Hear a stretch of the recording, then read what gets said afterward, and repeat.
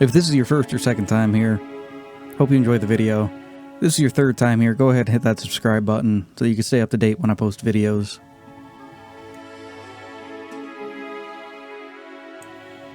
Now, most people think in the Fallout universe that the apocalypse took place over 2 hours on October 23rd, 2077, a few hours before noon Eastern Standard Time.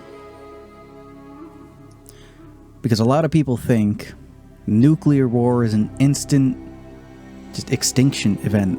Cities wiped off the map, vaporized into nothing, not even carbon. Entire civilizations gone in the blink of an eye. The world washed clean with nuclear hellfire. Well, that's not true. That's not how the world ended in the Fallout universe. And I'm not talking, metaphysical, the end of all things, but, the end of civilization, right? The real apocalypse for the Fallout universe came after the bombs fell.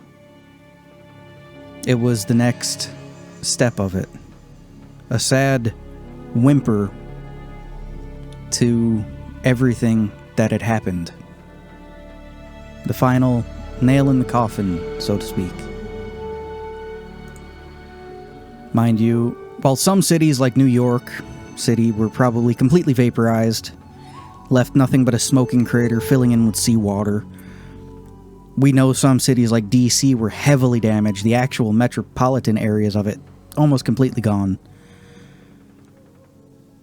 But if you know anything about the United States and the world as a whole, cities only account for a small area. Large populations, but a small area. And even with the amount of nuclear weapons we have on the planet, you can't target every single town in every single country across the world.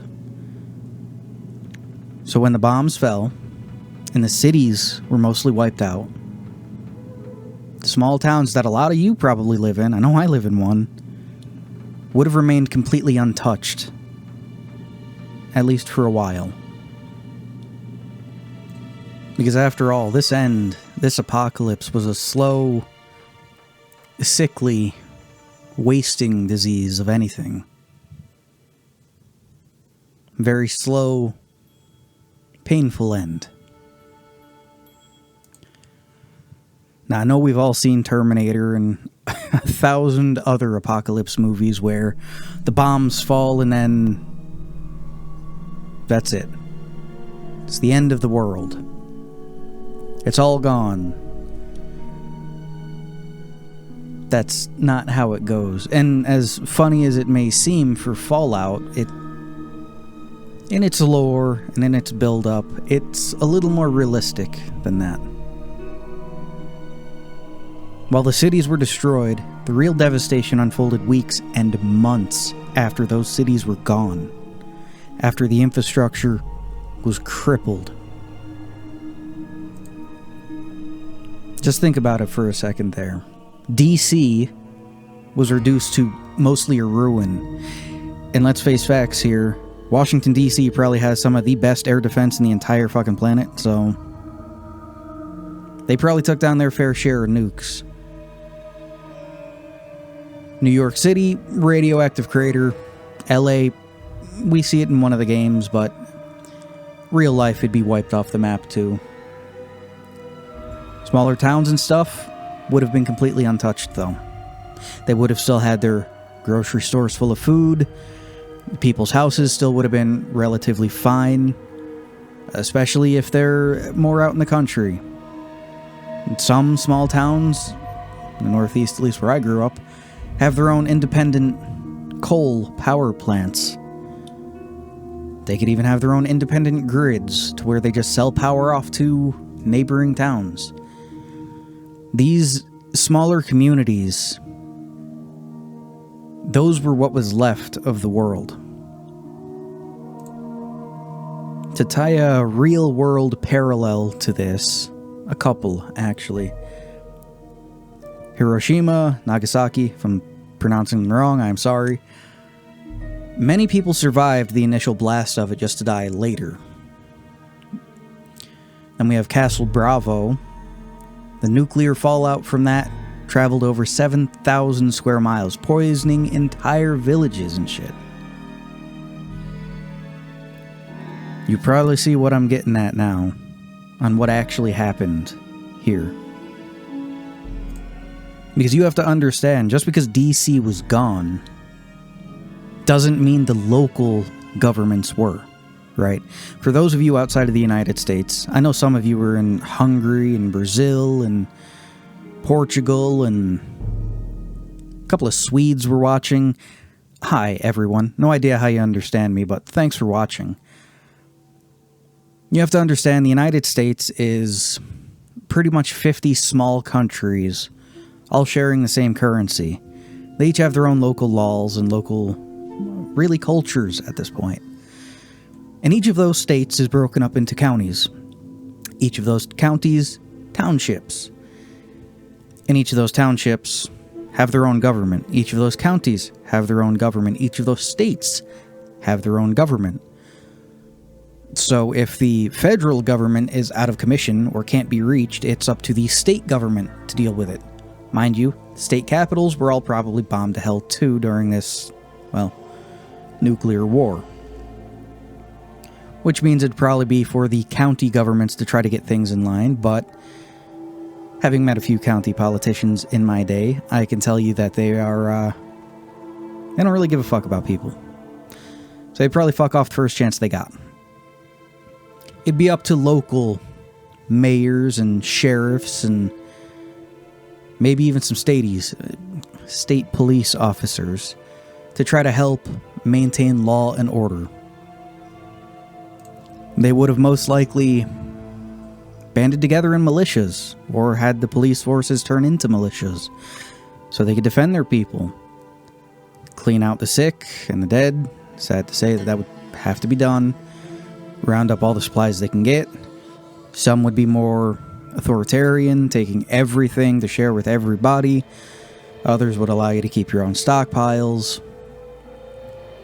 I'm not here to discuss the nuances of it. I'm just here to say that these governments in these areas would have endured. And we actually have proof of this in the Fallout universe.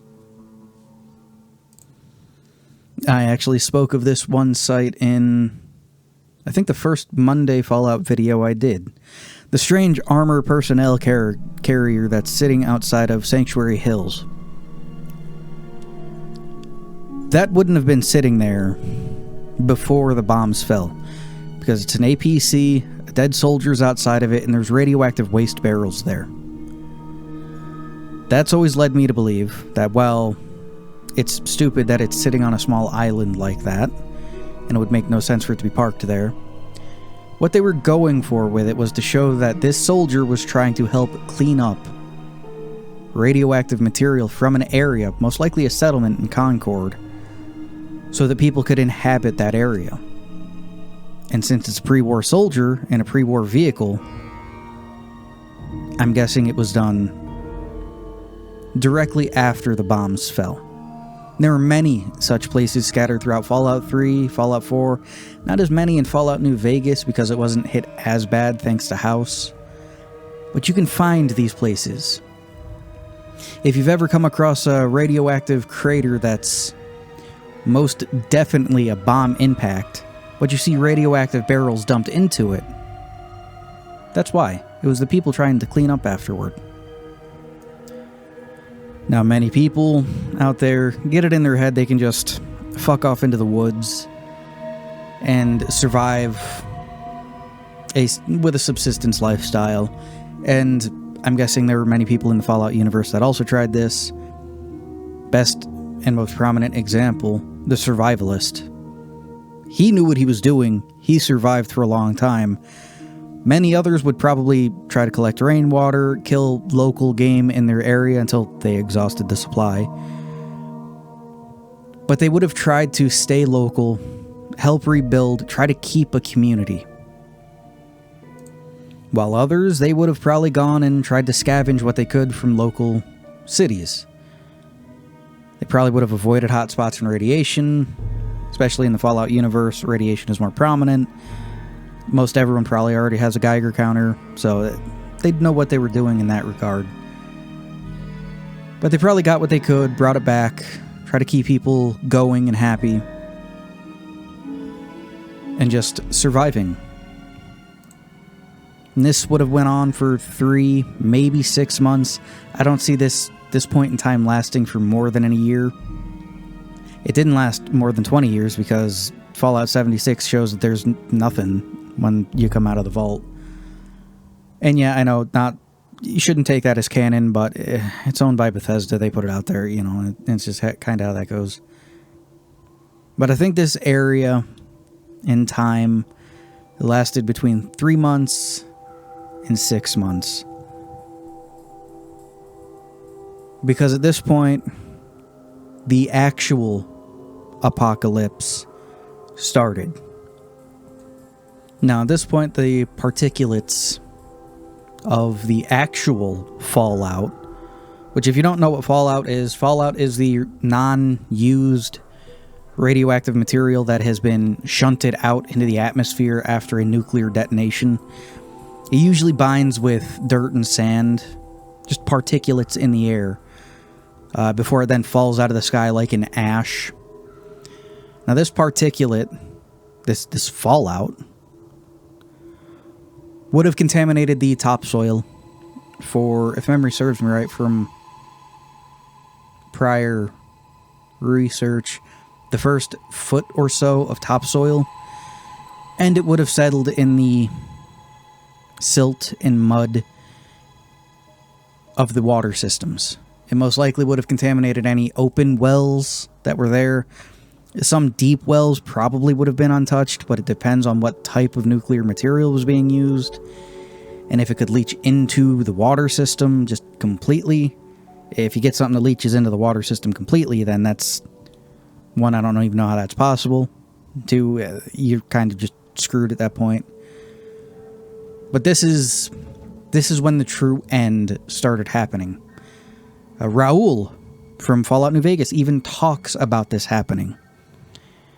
He talks about how his village was pretty much untouched and everything was fine, and then sometime later people started to get sick. Their hair would fall out, their skin would flake, they'd die. And they died of radiation poisoning. He turned into a ghoul. So around this same time, the first generation of, let's say, natural-born ghouls probably would have started cropping up. And that probably wouldn't have been a good sign for people that were already dying of radiation poison, thinking people are coming back from the dead as zombies. Which is probably why some people do call them zombies.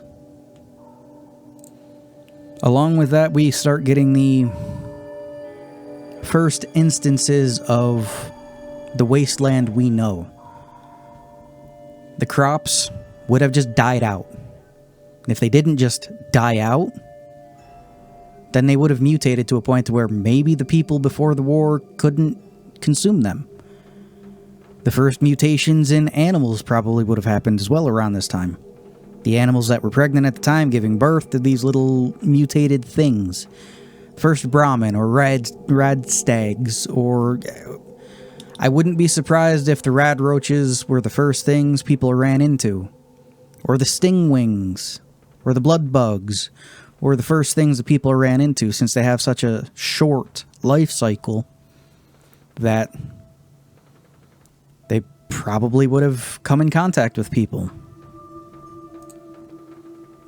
And then the true effects of drinking the water and eating the food would have just erased entire towns off the map within just a couple of days.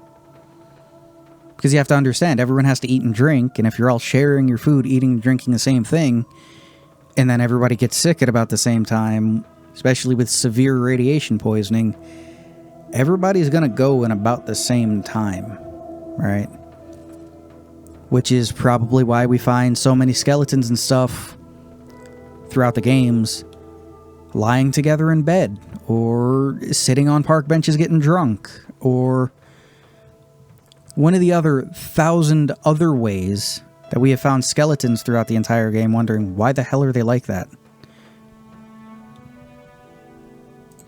So by this point, 6 months later, most safe zones and towns had just collapsed. People either died of radiation, starved, or just turned on each other. Lawmen and leaders of the areas either died flat out, were killed by their own people for not doing enough, or became warlords of the wasteland. Some of the first raider chiefs and chieftains. This is when groups like the Great Khans probably popped up. We know they're based on a motorcycle club from before the war and all that, but this right here is probably when they became a raider group, is around this time. Now you have to understand, when I say raiders in this sense, I don't mean the raiders that we know in the Fallout games now. The weird, vindictive people that just string people up on chains and eat them for seemingly no reason at this point. I'm talking about you, and I'm talking about me. Right? What would you do to make sure your family didn't starve? And then compare that to what I would do to make sure my family didn't starve. Literally everyone on this planet would turn into a raider if it was bad enough. What's the old saying? There's no such thing as a starving patriot, right? So the first bandits and raiders didn't do so out of sadism. They did so out of necessity. Just think about it. Those militia groups that helped defend these towns and these safe zones when they first started banding together would have been the ones going out and stealing from the other towns in the area at that point. This is also when the first ghouls would have been popping up too, so that's another horrific thing to think about. I'm just going to give a quick rundown on what ghouls are, since maybe you're a random person that doesn't know anything about Fallout and just decided to click on this video. Hello. There's probably at least a couple of you out there. Ghouls in the Fallout universe are people that suffered from a significant amount of radiation exposure, but it didn't kill them. No one really knows why in the Fallout universe, but when exposed to a certain amount of radiation, or a more potent version, or a modified version of radiation, instead of just killing you outright, you'll go through radiation sickness. You'll lose your hair, your skin will start necrotizing and falling off. Sometimes you'll get cataracts. But then it just stops, almost. Your body's pretty much locked in constant radiation sickness, except you become almost like a plant, except instead of sunlight, your body can use radiation. You also become pretty much immortal at that point. The problem is, you don't always keep your mind. Sometimes you turn into a shambling mess that will try to kill and eat anyone around you. This is why some people call them zombies. They look like walking corpses, they try to eat people, it happens. Some ghouls, like Raoul and like Hancock, keep their personalities and individuality. These ghouls are fewer and far between, but they're pretty much human. They're just, quite frankly, just a mess. Just a mess at that point. We can talk about the post-war governments here, just touch on them a little bit. The NCR, Caesar's Legion, the Brotherhood of Steel. Most of these are more recent. The Brotherhood of Steel isn't really a governmental force. I guess they did kind of turn into a government after 3, but it's neither here nor there. The Brotherhood of Steel was started by Elder Maxon. Hi, Elder Maxon. Forget his Roger. Roger Maxson. He was a soldier in the military, set to guard a base in the Midwest? Mariposa, I think? Anyway, they realized that the staff there were experimenting on United States citizens that had been apprehended, most of which were just Chinese Americans. Mind you, there was a war with China at that point, so they had concentration camps and the like, and he refused to stand for this, so he killed all of the scientists there. And he sent out a transmission to the United States government and military saying, "Fuck you, we know what you did, come and get us." The thing is, since they were so isolated on that base, they didn't know the nukes had already fallen, and that there was no one coming to stop them. After some time, they pick up and left from that area, and they founded the entirety of the Brotherhood of Steel. Fallout 76 kind of gets all wishy-washy with it, saying that other chapters were founded in other parts of the country due to radio transmissions and the like. It's a whole thing, right? I don't really see them as a government. I see them more as the broken military of the United States. Caesar's Legion and the NCR came after, like 200-300 years after the end of the world. So at that point in time, I don't really count either. But what I can count is Fallout, a post-apocalyptic role-playing game. The first Fallout game. If you didn't know, that's its full title, and that's technically the full title of every other Fallout game to come after that.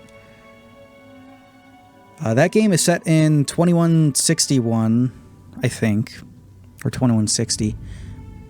Which is over 80 years after the bombs fell, and by that point in time, the wasteland we know and we love, let's face it, had already been established. Right? They're small settlements, they're insular, they try to be self-sufficient, they don't trust anybody, it's literally the death penalty for anything you do, pretty much at that point. Raiders are abundant. Weird happenstance goes on all the time. That's just the way the wasteland works by that point in time. So, one generation of people, pretty much. And the world is, well, post-apocalyptic at that point. So just to do a quick little recap on the whole thing here. The Great War didn't end the world. It set the stage for the real apocalypse to happen. It wasn't fire and explosions that destroyed civilization. It was time. It was the poisoned water, the food shortages, and just the slow death of it all. It was the people losing their morality, turning into raiders, slavers, and everything in between just to survive. It was the breakdown of knowledge, doctors, engineers, teachers, the whole system just gone at that point. Could it all have been avoided? Maybe it could have been avoided if people had better access to radiation knowledge. Maybe they could have survived longer. Maybe if the small governments of the land held out longer, they could have kept order and helped establish something. Maybe. Or maybe the wasteland was just inevitable at that point. I guess the lesson of me meandering about in this video is that a nuclear war wouldn't end the world in an instant. It'd be a slow, painful death of it all. And that Fallout? Well, Fallout never changes. It was never about surviving the bombs, or who survived the bombs. It was always about what came after. And I think that's why so many of us love the game and hate when certain people go out of their way to try to change what we know and love about it.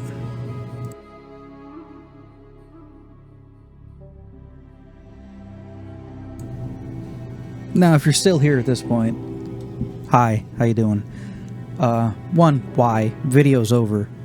And two, I got the entire idea of this video when I was going through my catalog of YouTube subscriptions.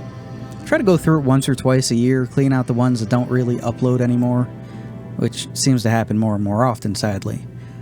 And I came across a channel I subscribed to, I'd have to say damn near half a decade ago, if not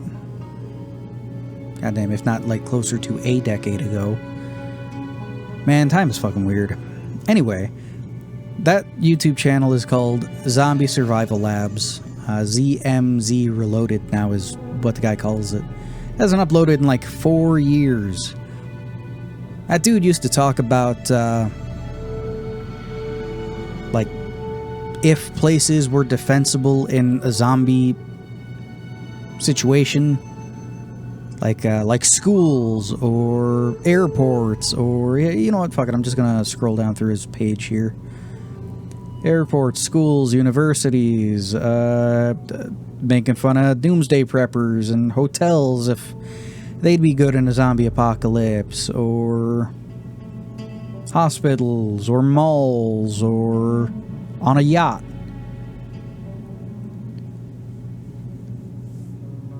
Anyway, I mostly got the idea for this video when looking through his videos and stuff, because I'm gonna have to unsubscribe to his channel at this point. Because it made me think about how, during a situation like that, people try to survive. You know, we got like The Walking Dead. Before The Walking Dead, right, there was a show that had quite a few actors from The Walking Dead.